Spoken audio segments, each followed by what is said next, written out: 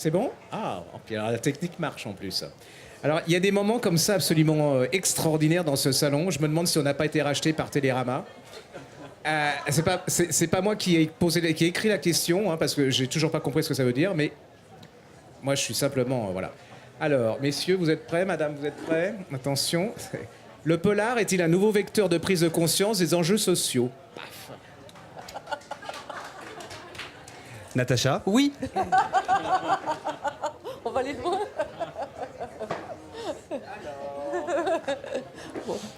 Moi, je peux. Voilà. Bon, je peux commencer. Déjà, je vous préviens que je vais faire en sorte de ne pas répondre à la question. Je vais essayer d'enguiller un maximum. En fait, on parle juste en fait de roman noir. Le roman noir, c'est un roman qui est socio-politique. Le roman noir, c'est rentrer dans la grande histoire avec une petite histoire. Donc, obligatoirement, puisqu'il est socio-politique et que politique, ça vient de police, vivre ensemble, obligatoirement, ça parle de notre quotidien. Ça parle de nous. C'est ce qui vous touche le plus. Donc en fait, le roman noir, c'est le roman qui est le plus proche de son lecteur. Parce que justement, il va parler donc du socio-politique, donc des enjeux sociaux. Parlons par exemple de La Jungle de Calais, qui est bizarrement le sujet de mon roman. Eh bien, La Jungle de Calais, c'était quelque chose qui nous a tellement heurté, c'est quelque chose qui nous a tellement marqué au fer rouge, c'est-à-dire notre attitude en face de ces populations qui fuient des pays en guerre. Et comment on les a accueillis. Eh bien, il était évident que beaucoup d'auteurs allaient prendre ce sujet à bras-le-corps. Donc, il y a eu un petit peu de Franck Tilliez, il y a eu un petit peu de Michel Bussy, il y a eu un petit peu de Jacques Sausset, il y a eu un petit peu de moi. Parce que les sujets de maintenant, les sujets d'actualité, les sujets sociaux, sont en fait le contenu, le ciment de nos futurs polars. Un polar, c'est quoi? Un assassin commet un meurtre et à la fin, le flic l'arrête. Donc au bout d'un moment, l'escroquerie, on va quand même se faire avoir un jour ou l'autre. Tout le monde va voir qu'on raconte toujours la même histoire. Et ce qui est intéressant, c'est de le faire, de l'intégrer dans la société, de l'intégrer dans les faits nouveaux, dans les faits divers, dans les faits sociaux. C'est la seule manière qu'on a de faire des polars différents, des polars qui changent. Voilà. Bon, alors, je vous rassure, ne soyez pas complexés. Il n'est pas plus brillant que vous. Il a simplement eu la question avant. Voilà, c'est tout. Par contre, les deux autres ne l'ont pas eu. Donc, voilà, à vous. Alors moi je m'appelle Natacha Calestrémé, j'écris Les blessures du silence aux éditions Albin Michel et je dirais que en tant qu'auteur, beaucoup d'entre nous sommes un peu des papiers buvards et à travers les expériences que l'on vit ou les épreuves parfois, et bien finalement on se fait le relais de quelque chose qui va beaucoup plus loin que nous et qui reflète tout un pan de la société. Donc moi, il y a 3 ans, j'ai perdu quelqu'un de très très proche des suites de harcèlement, de manipulation. C'est malheureusement un sujet très actuel aujourd'hui. Mais j'ai mené, en tant que journaliste, 3 ans de recherche sur cette question, sur le plan psychiatrique, psychologique, mais également énergétique, pour voir ce qui se passait. Et j'ai essayé de comprendre pourquoi d'abord je n'avais pas compris que c'était si grave, puisqu'elle est décédée. Et pourquoi je n'ai pas trouvé les mots pour l'aider. Et c'est quelque chose que qui était un drame pour moi et une grosse culpabilité. Alors ça fait plusieurs années que j'écris du polar chez Albin Michel, mais là j'avais vraiment à cœur d'apporter des solutions et d'essayer de... Voilà, il y a une question qui reste sans fin et auquel personne ne répond aujourd'hui, c'est pourquoi les personnes qui sont harcelées, manipulées n'arrivent pas à quitter leur bourreau. Pourquoi, lorsqu'elles arrivent à partir, très souvent, elles reviennent. Et surtout, pour celles et ceux, parce que ça touche également les hommes, hein, c'est un fléau qui touche pratiquement 1 personne sur 3. Hein, donc c'est absolument à différents degrés. Bien sûr, tout le monde n'en meurt pas. Pourquoi, lorsque les personnes arrivent à s'enfuir, finalement, leur vie sentimentale est souvent chaotique. Et j'ai mis en avant une hypothèse qui permet de montrer que, justement, vous connaissez peut-être l'expression quand on a vécu une guerre, quelque chose, ou un viol, quelque chose, un événement très très grave, on dit souvent l'expression « à cet endroit, j'ai perdu une partie de mon âme ». Hein, ça vous dit quelque chose à tous. Bon. Eh bien, c'est un peu ça ce qui s'est passé, c'est-à-dire que finalement, quand on vit un événement très très dur, quelque chose, ça peut être des parents qui ont eu un accident, on n'a même pas participé. Moi, j'ai comme ça un lecteur qui m'a dit « Mon fils se fait harceler, je ne comprends pas. » Et je lui dis « Mais est-ce qu'il y a un événement très fort qui s'est passé dans son enfance ?» Il me dit « Oui, on a eu un accident de voiture avec ma femme, il n'était pas là, mais il a eu peur de nous perdre. » Et depuis, voilà, c'est comme s'il y avait quelque chose... en fait, j'explique souvent... on a le corps réagit très très bien. On a une partie de nous qui s'extrait pour éviter qu'on devienne fou de douleur. Et donc, le pervers narcissique, puisque c'est ça dont il s'agit, il va récupérer cette énergie, quelque chose qui nous manque. Et pourquoi les personnes ne partent pas finalement, c'est parce que l'autre a quelque chose qui nous appartient. Voilà.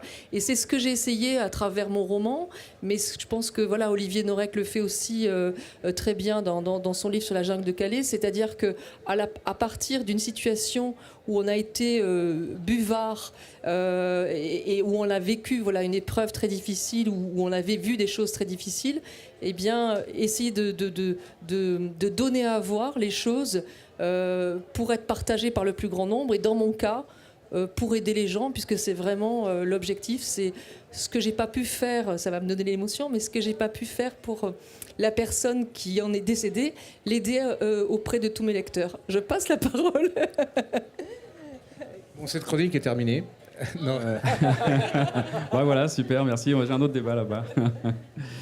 Moi, je vais me démarquer un peu de mes deux camarades. Je vais vous parler d'un livre qui n'existe pas encore, enfin qui existe dans le futur d'ici très peu de temps, au niveau social, puisqu'il se pose carrément dans ce sujet. C'est un livre sur la transidentité. Un livre sur la transidentité, pourquoi ? J'ai écrit 10 polars jusque-là. En fait, ma nièce a fait son coming out il y a 3 ans. Ma nièce elle a expliqué à toute la famille qu'en fait, moi j'avais donné le biberon à un petit garçon quand il était jeune. J'ai connu un petit garçon pendant pas mal d'années. Et en fait, il avait 22 ans quand il nous a expliqué qu'il était une fille enfermée dans un corps de femme depuis toujours. Et évidemment, on est tous restés sans voix. On ne s'attendait absolument pas à ça, ni ses parents, ni nous, ses tontons. Et au bout de quelques temps, Aurore donc, m'a demandé si j'accepterais d'écrire une histoire sur ce sujet-là. Et donc là, un sujet vraiment éminemment social d'aujourd'hui. Enfin, d'aujourd'hui, en tout cas, on en parle beaucoup aujourd'hui. Et je lui ai répondu, mais moi, je ne sais pas écrire un roman sociologique. Ce n'est pas du tout mon univers. Moi, j'écris du roman noir, j'écris du polar. Je ne sais pas faire ça. Elle m'a dit, fais ce que tu sais faire. Écris un roman noir sur le sujet. Et l'important, c'est qu'on en parle. Et donc, j'ai écrit ce roman qui va donc sortir d'ici quelques temps, qui s'appelle Enfermé, .e. Et donc, pour moi, c'est la recherche en fait de ma propre conscience par rapport à ce sujet-là. Quelles étaient mes idées avant que Aurore nous révèle sa transidentité ? Quelle était ma position là-dessus ? Sur quoi je la basais ? Quelles étaient mes certitudes, mes pseudo-certitudes ? Et je me dis, je suis simplement monsieur tout le monde face à un sujet que je ne connaissais absolument pas. Et je me suis dit, le fait de me plonger dans cette histoire, le fait d'aller chercher quelque chose pour me rapprocher d'elle, pour comprendre ce qui se passait, pour comprendre la douleur que peuvent traverser toutes ces personnes en permanence pendant des années, ça, c'est ce qui m'a fait faire, pour moi, un grand pas en avant dans ce sujet-là. Et je me dis que si ce polar, enfin si ce roman noir, en tout cas, permet à un certain nombre de personnes, de monsieur tout le monde comme moi, de faire ce pas, je me dis peut-être qu'il aura servi à quelque chose. Voilà, donc tout simplement... Bon, c'est pas mal, hein. Je suis un peu vexé, là. Je pensais qu'ils allaient se vautrer, mais pas du tout. Ça aurait été plutôt sympathique. Ouais, le niveau, Olivier. Oui, mais à votre avis, est-ce qu'on peut écrire un polar maintenant sans ces enjeux sociaux, c'est-à-dire faire un polar rien qu'avec du suspense, ou est-ce que le polar, il est toujours dans un milieu social bien défini ? Est-ce que vous êtes capable d'écrire un truc où il n'y a pas quelque chose de vous ? Enfin, voilà, là, c'était la jungle de Calais, mais... juste sur de la psychologie pure. Le fait de prendre un sujet qui nous touche, parce que bizarrement on dit qu'on utilise des sujets sociopolitiques, mais en fin de compte, Jacques nous parle de quelque chose qu'il a touché dans sa famille, toi aussi. Moi, c'est la jungle de Calais, le mouvement migratoire, c'est l'histoire de ma famille. Et je pense que si on veut pouvoir donner un petit peu de notre cœur, de notre âme, on a besoin d'un moteur. Mais c'est exactement la différence entre un bon polar coréen et l'épisode 4 des Avengers. On n'ouvre pas le bouquin pour la même chose. C'est-à-dire qu'un livre qui va très vite, avec beaucoup d'action, etc., il y en a plein. Et ça peut être ce qu'on appelle peut-être une sorte de blockbuster. C'est le livre qu'on regarde, c'est le livre friandise. C'est le livre, le page-turner, sans besoin, qui nous retourne le cerveau ou qui nous retourne les tripes. C'est pas obligatoire. Il y a des livres comme ça qui ne proposent en fait que du plaisir de lecture. C'est très bien. Et moi, j'adore ça. C'est plutôt les livres vers lesquels je me dirige d'ailleurs. Un livre qui ne propose que du plaisir de lecture. Mais si en plus de ça, on peut garder les codes du polar, donc ces trucs un peu barbares, le page-turner, le cliffhanger, le twister, si on peut garder toutes ces choses qui font un petit peu le rythme et l'énergie du polar, mais qu'on peut en plus aborder un sujet qui va ouvrir nos consciences ou nous faire un petit peu changer d'avis ou en tout cas nous donner des arguments ou nous donner du matériel à réfléchir. Le matériel à réfléchir, si on peut en plus l'avoir dans une expérience ludique, alors je pense que c'est un 2 en 1 et que c'est pas plus mal. Mais c'est pas non plus une raison pour rejeter des bouquins qui ne sont que plaisir, comme on ne rejette pas une série ou un film qui n'est que plaisir.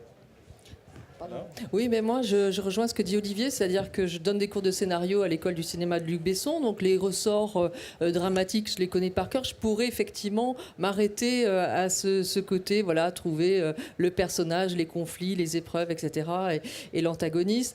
Bon, mais déjà, ce que j'aime bien, moi, c'est m'ultra documenter. Dans le cas d'une disparition, puisque mon livre, c'est une femme qui disparaît, et puis il y a autant de versions, finalement, tout son entourage a une version différente. On ne sait pas ce qu'elle est devenue, si elle est vivante ou si elle est morte. On saura à la fin. Mais donc, j'avais envie de savoir exactement comment ça se passait. Je suis allée voir les gars de Gramma, en fait, les recherches cynophiles, ceux qui forment les maîtres chiens, pour savoir comment ça se passait. Et je leur ai dit, est-ce que vous pouvez m'organiser une disparition? Alors, ils m'ont dit oui, on va vous organiser une disparition. Donc, ils ont planqué une gendarmette. Ensuite, on est allé chercher son pyjama. On a fait renifler le pyjama au chien. Alors, il pleuvait, il y avait de la pluie, c'était infernal. Mais je voulais savoir, le chien, il est à combien du bas et du haut? Comment ça se passe?